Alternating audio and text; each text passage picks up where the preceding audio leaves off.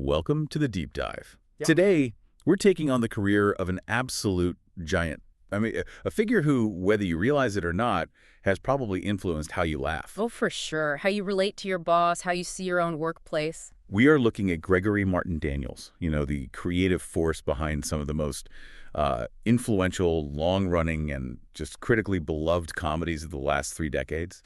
Daniels is really an architect. That's the word for him. He's not just a writer. When you really map out his path, you realize his resume is basically a timeline of modern television history. Really is. It starts in the sketch world of the late 80s, then he defines the animation boom of the 90s, and then he completely reshapes the live-action sitcom in the 2000s. Right up to the new sort of genre-bending streaming projects he's doing right now. And that's really the goal for today. We want to map his transition, how he moved from the super fast-paced world of Saturday Night Live and traditional animation to becoming the undisputed master of the American workplace mockumentary. Yeah, we're connecting the dots. The crucial collaborations, the strategic tonal shifts, and really the underlying creative method that let him turn these shows that started slow into these massive, enduring cultural hits. And look, if you need just one metric to understand the historical weight here, our sources point this out very clearly. It's a staggering statistic. Time reviewer James Poniewozik named 4 of the 6 TV series Daniels worked on to his prestigious all-time 100 TV shows list. 4 out of 6. I mean, just let that sink in. Think about that lineup.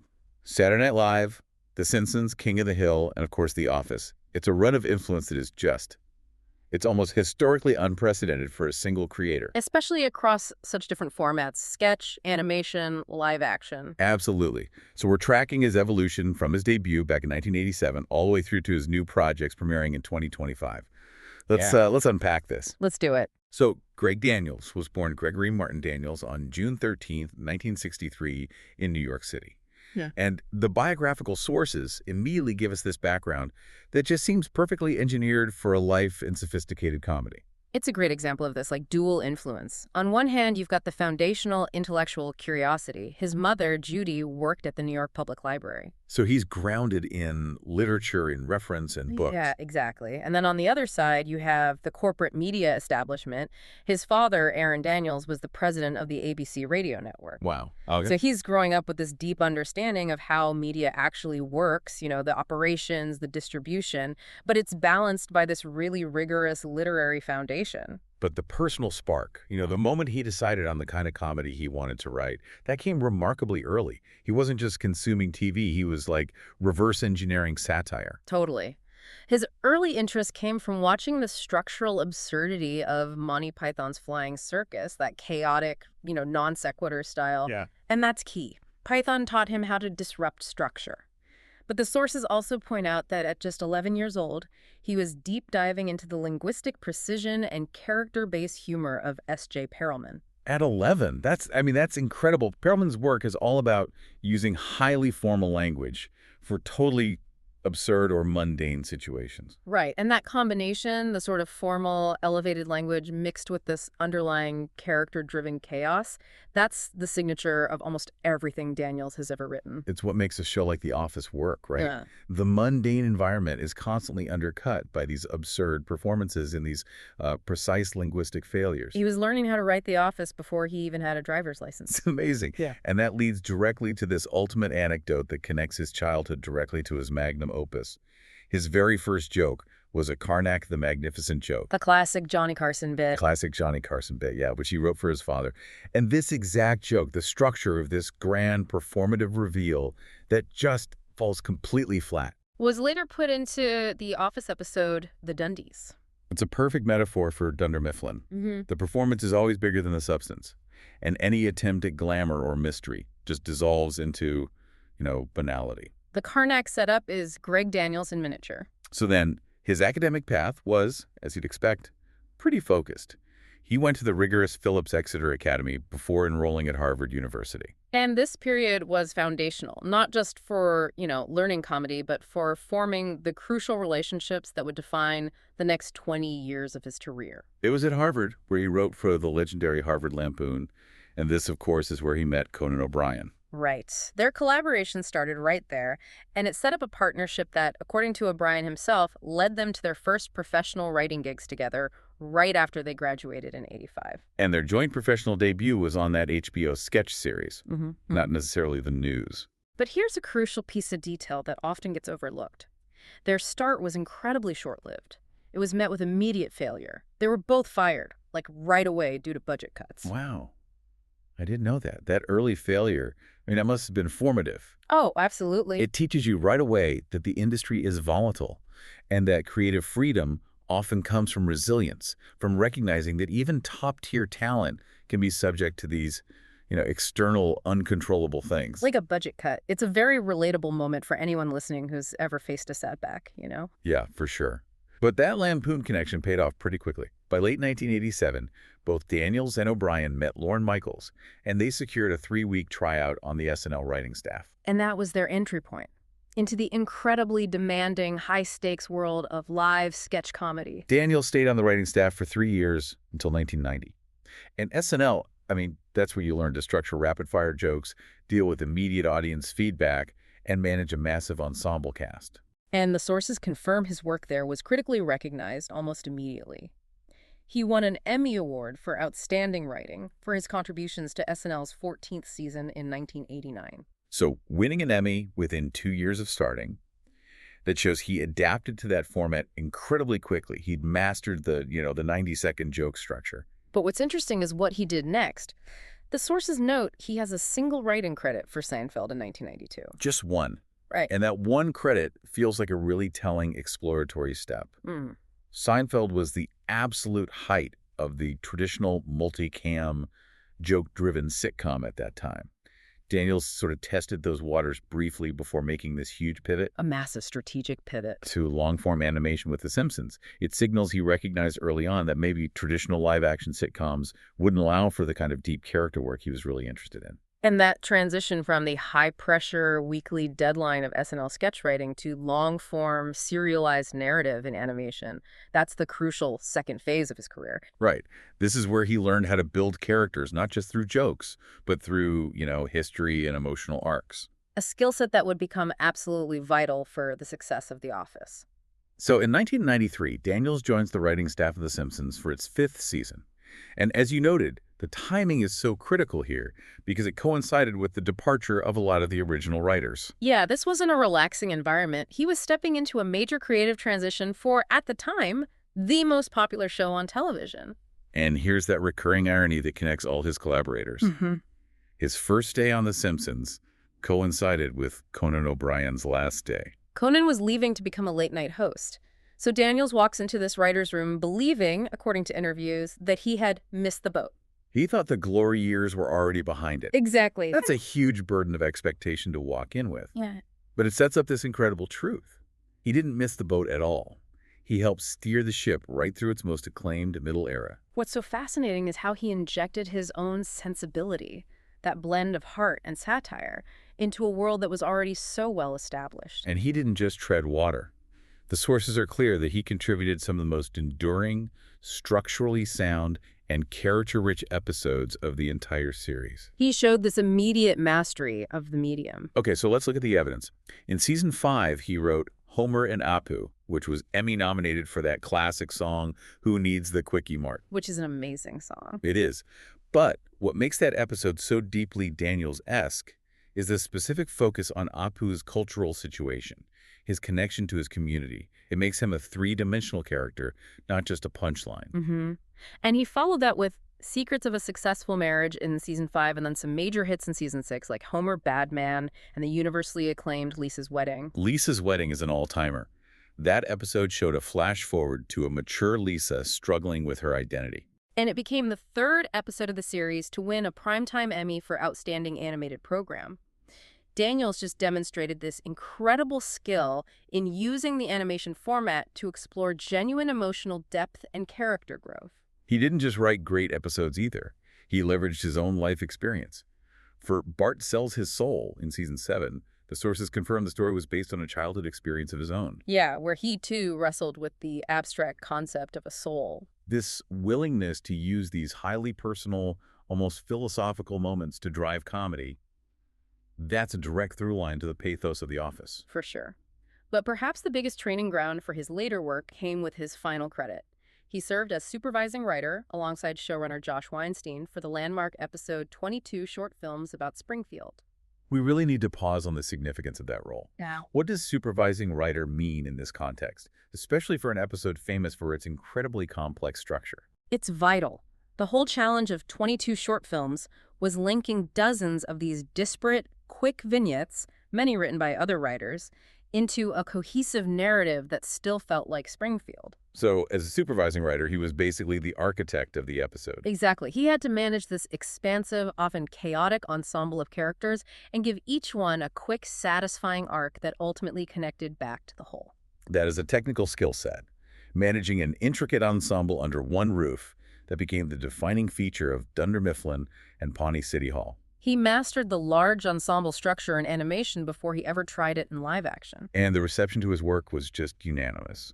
Series creator Matt Groening and executive producer James L. Brooks both named Daniels' episodes among their favorites. Yeah, and 2 of his episodes were listed among the show's creative team's top 5 favorites in 2003. I mean, that's incredible validation from the people who made the show. So having proven his mastery of long-form character animation, Daniels makes his first real foray into creation.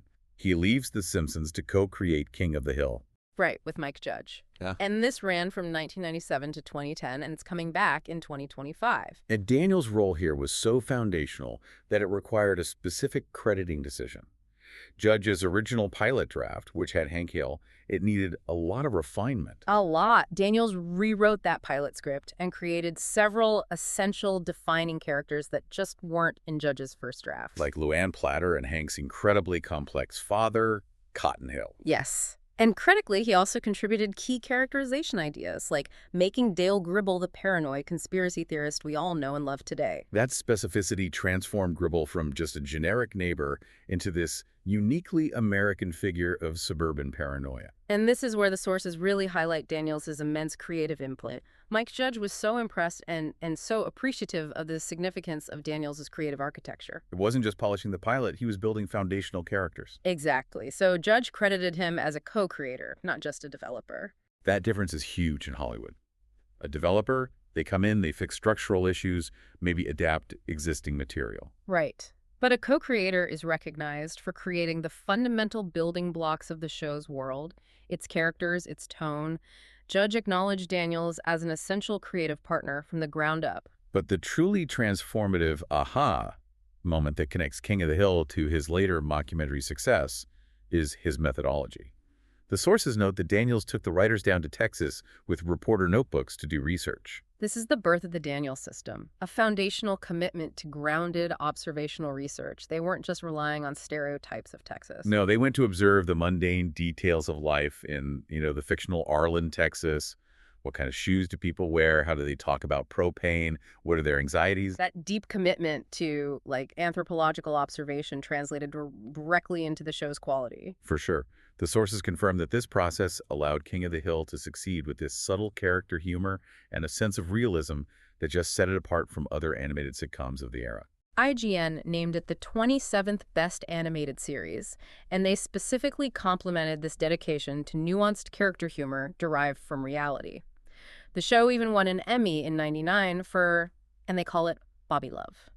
And this discipline research, observation, grounding the absurd in reality, that's the bridge. Mm-hmm. Having learned how to commit to character truth through years of animation, Daniels was now ready to apply that same observational rigor to live-action television with the mockumentary format. But we should probably note for completeness that Daniels and Judge did become less involved during seasons 5 and 6 of King of the Hill as other projects came up. Right, but they did eventually refocus. Yeah. But by that point, Daniels was already deep into his third act, becoming the mockumentary master. And this is what cemented his place in the television pantheon.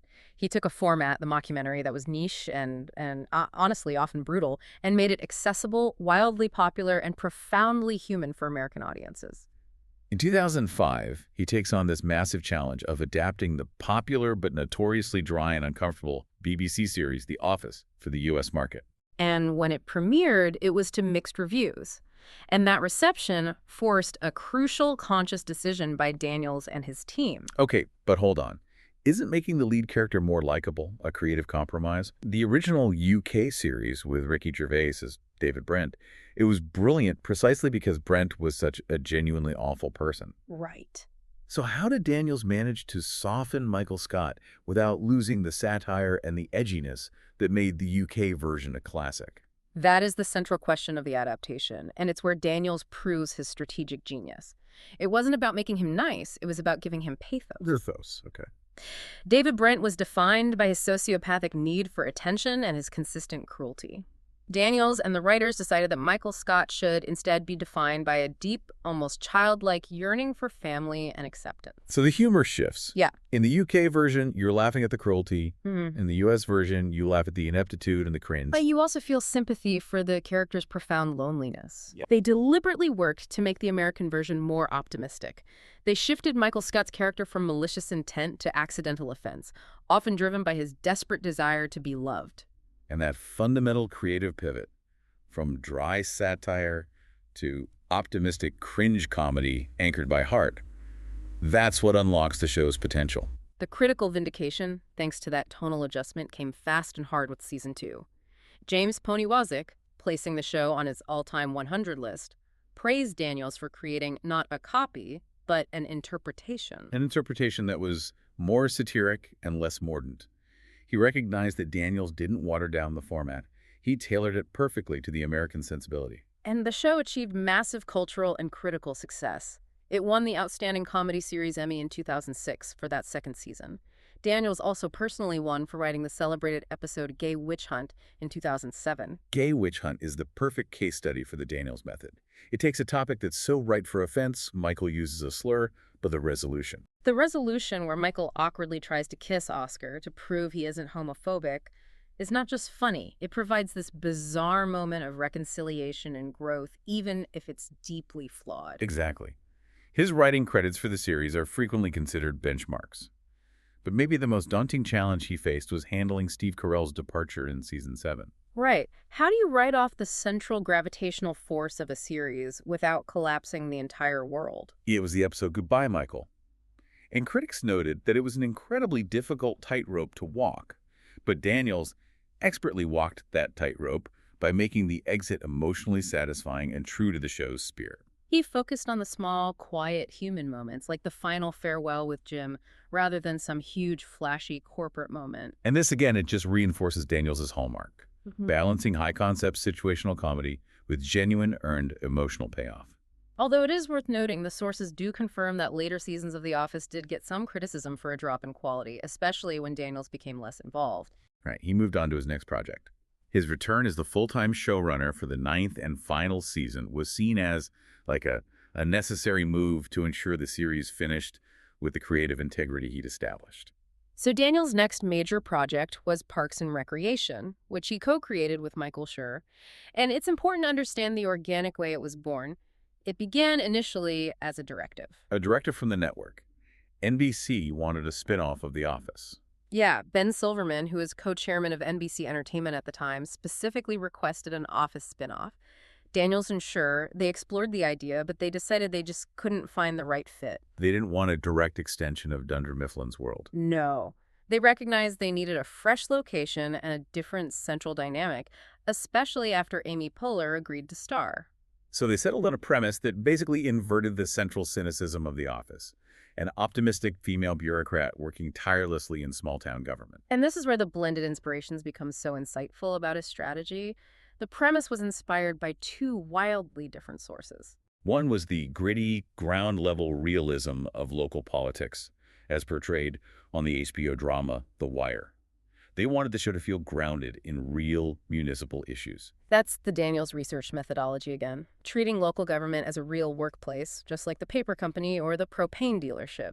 But the second inspiration provided the optimism, and that was the renewed interest in politics stemming from the 2008 presidential election. So they fused cynical observational realism, the kind of issues you'd see in The Wire, with this genuine, positive civic engagement. It created a comedy of optimistic dysfunction. And this blend, well, it was initially confusing to viewers. And here we see the pattern repeat exactly as it did with The Office. Parks and Rec initially got mixed reviews in its first season. Many found Leslie Knope too similar to Michael Scott. So the creators, they recognized the problem and adjusted the tone immediately. They gave Leslie more professional competence and moved away from the more cynical humor. They started emphasizing the ensemble's supportive, if chaotic, relationships, and that reapproach was the creative solution.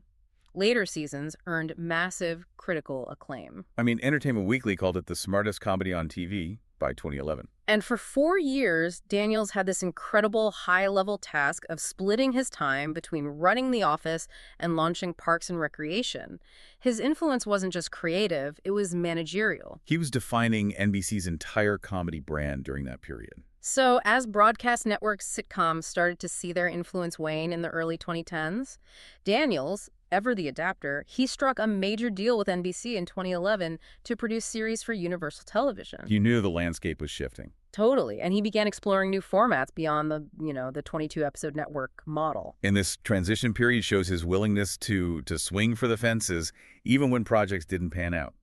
He developed an American pilot remake of the British series Friday Night Dinner, With a huge cast, Allison Janney and Tony Shalhoub. directed by Ken Kwapis.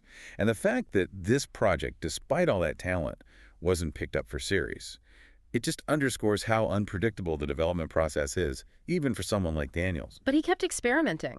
He was working on animated series for NBC with key collaborators like Mindy Kaling and Alan Yang, showing he still believed in animation. He also executive produced a pilot starring Craig Robinson from The Office cast. And he moved into cable, serving as director and executive producer on the TBS series People of Earth from 2016 to 2017. Just testing out different platforms, different audiences. But the true creative revolution began when he fully embraced the streaming model. And he decided to apply his workplace comedy formula to entirely speculative, high-concept science fiction. This is where he translated his gift for finding the human core in strange environments to these completely new genres. We see two major efforts here. First, Space Force for Netflix, from 2020 to 2022. He co-created and wrote this series with Steve Carell. A reunion. A huge reunion. Right. And Space Force is essentially Daniels' take on institutional satire. It just replaces the mundanity of a paper company with the absurdity of a new, politically charged military branch. It's a workplace environment where the stakes are, astronomical, but the office dysfunction is still incredibly grounded and familiar. The comedy comes from that disconnect, right? Between the official highfalutin mission and the petty bureaucratic reality. But the more pure Daniels creation in this era is Upload for Amazon. Premiered in 2020, set to continue through 2025, he created this sci-fi comedy series entirely on his own. And what's so fascinating about Upload is how brilliantly it applies the Daniels approach to the digital afterlife. It's such a great concept. The show posits a future where the dead can be digitally uploaded to this luxurious virtual reality resort. But what is that virtual reality really? It's a regulated, expensive, class-divided, and often frustrating service environment. It's got customer service reps and digital upgrades. It's the simulated office. It takes the fundamental structure of the modern American workplace, the tech support relationship, the tiered service plan, the crushing weight of bureaucracy, and applies it to the ultimate question of human existence. The digital afterlife is just a new form of Dunder Mifflin. It's complete with digital cubicles and human connection fighting to break through the technology. So having successfully navigated the shift from network to streaming and from sitcom to sci-fi, Daniels made his next massive strategic move in 2021. He reunited with Mike Judge, his King of the Hill co-creator, to form a new animation company called Bandera Entertainment. This signals a major, deliberate refocus on the medium where he first mastered serialized character work. And their ambition is huge. The company's stated goal is to expand the format to include as many subgenres as live-action fare. They see that adult animation has historically been dominated by a specific style, usually family sitcoms. Right, and they want to push animation into genre storytelling. Sci-fi, thriller, high-concept narrative, using animation as this flexible tool for creation. And their production slate immediately reflects that diversity. Their first produced series was Anna Dressen's Praise Petey, starring Annie Murphy and Stephen Root. And it got mostly positive reviews, an impressive 80% fresh on Rotten Tomatoes. That success shows the Bandera machine is capable of launching successful, distinctive new properties right out of the gate. And they're platform agnostic, too. They have an adaptation of the card game Exploding Kittens for Netflix.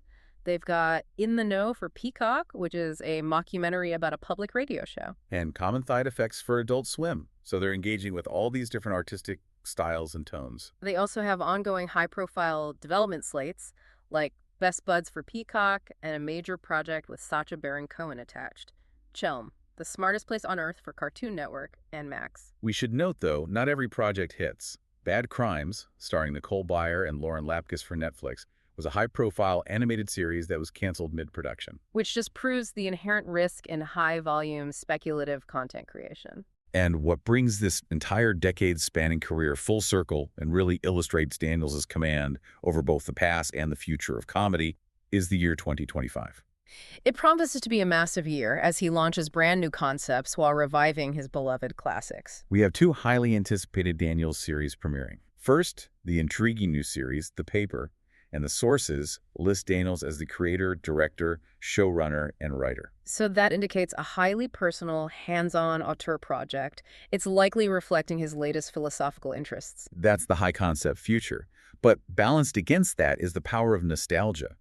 The highly anticipated reboot of King of the Hill on Hulu, co-created with Mike Judge. Set to premiere on August 4th, 2025. All right. And the sources confirm this reboot is moving forward and will feature an updated setting that acknowledges the passage of time. Including a much older Bobby Hill. Yeah. The duality of his 2025 output is just stunning. A completely new personal vision in The Paper, running simultaneously with the revival of one of his most beloved, grounded animated worlds. So when we synthesize this extraordinary, multifaceted career, we see a writer who has consistently defined what it means to be successful across vastly different eras of television. And the numbers just underline this fact.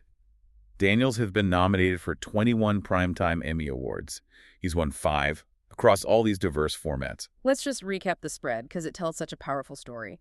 He won his first Emmy for Saturday Night Live in 1989 for writing, confirming his early mastery of sketch. Then he moves seamlessly into animation, winning Outstanding Animated Program in 1995 for the Simpsons episode Lisa's Wedding. And again in 1999 for the King of the Hill episode, and they call it Bobby Love. And his final 2 wins really anchor the mockumentary era that cemented his cultural influence. Outstanding Comedy Series in 2006 for that spectacular second season of The Office. And his individual writing Emmy for the iconic Gay Witch Hunt in 2007. Winning across variety, animated, and comedy series categories just proves he's not a master of one style or structure. He's a master of character, observation, and narrative structure itself. He successfully adapted his voice to whatever format the industry required. And beyond the awards and the shows, what's truly fascinating is how Daniels built this family ecosystem within the comedy world, creating a deep web of collaborators that often became actual family members. That core stability started right at SNL. Daniels married Suzanne Dari Lieberstein, who he met when she was Lorne Michaels' assistant. And this marriage didn't just solidify a personal life, it brought the Lieberstein family into the heart of his creative orbit. That ecosystem grew directly into his most famous works. His brother-in-law is Paul Lieberstein, who was a writer for King of the Hill and who famously took over from Daniels as showrunner on The Office. I mean, the perfect internal choice to maintain the show's established tone. And the connection runs deep into Dunder Mifflin's accounting department as well. Daniels was also the brother-in-law to The Office cast member Angela Kinsey. Until her divorce from writer Warren Lieberstein in 2010. But still, this web of personal relationships among writers, showrunners, and cast members created this stable, trusting environment. The ideal creative workplace, which allowed them to take risks. So what does his career offer you, the listener, who's seeking a blueprint for creative success in television? I think it's a masterclass in adaptation, and it's fueled by this deep commitment to observational research. He proves that finding creative success means being willing to abandon formats that feel comfortable and pivot to mediums that offer more potential for character exploration. And his early focus on grounded research in King of the Hill gave him the methodology to make the often absurd characters of The Office feel real. And crucially, his career trajectory is a powerful reminder that initial mixed reviews don't define a project's potential. Both The Office and Parks and Rec started slow. But Daniels and his teams were willing to be ruthless in their self-critique, adjusting the tone, deepening the characters, and prioritizing that unexpected emotional connection. And that's what turned both shows into enduring, optimistic classics. He is a master strategist as well as a master writer. We've seen Greg Daniels successfully navigate every major inflection point in modern television, from traditional network TV to the peak of the 2000s sitcom boom, and now to this highly specialized world of streaming sci-fi and animation. He has a unique signature trademark, taking a cynical or bureaucratic genre, the paper company, local politics, the digital afterlife, and grounding it in painstaking detail, making it unexpectedly optimistic and deeply human. So, as he launches his two highly anticipated projects in 2025, we're left with a fundamental question. Given his history of creative pivots, which of his new ventures? Is it the return of the grounded nostalgia of the King of the Hill reboot, or the personal high-concept sci-fi vision of the paper? Which one do you think will be the next to define an entire genre for the current generation of viewers? Think about that tension between honoring the past and defining the future as you watch his next move unfold. The blueprint for success requires constant evolution. And Daniels is the definitive example. We'll see you next time on The Deep Dive.